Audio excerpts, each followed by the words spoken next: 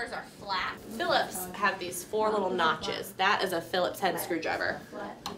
Anybody know what this one's called? A wrench. A what? A wrench.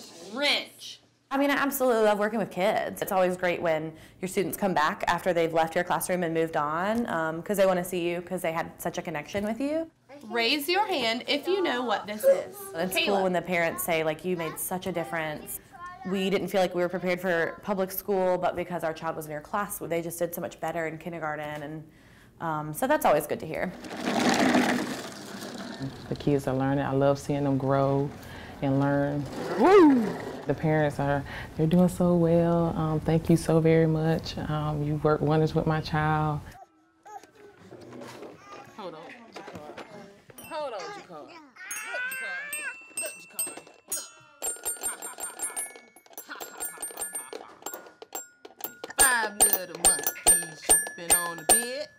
The brain gets developed most completely during the first 3 years of life. So children are building connections in their brain based on their exposure to good solid environments, based on their exposure to different things that promote their senses working. 5, 6, 7, 8, 9, 10, 11. If you look at it just from an economic perspective, for every dollar you invest for young children, you have a return of $7 to $15 as they get older. And that return is in things like the fact that they complete high school or they don't repeat classes. They get jobs where they're really contributing back in taxes to the economy. If you invest when they're young, it makes a difference further on. But you've got to have people that have the knowledge and the skills to be able to be working with those children to make those be successful connections. And gave it to...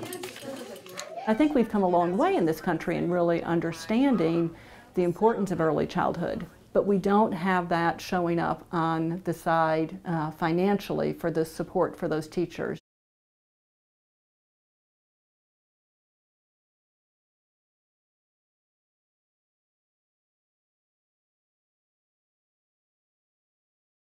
I waited tables all through college. I took a huge pay cut when I started teaching. I think it says tall. I must admit, my bills are not paid on time. A lot of teachers don't go to the doctor simply because they don't have health insurance. It's just hard to think about taking care of a lump sum of children in your class when you're worried about your basic needs. We know from our studies that 22% of our early childhood teachers have no insurance whatsoever. You know, we know that 42% of them over the last 3 years have accessed some sort of public assistance, whether it's food stamps or whether it's Medicaid or whether it may be child care subsidy themselves. 42% of them have had to access that.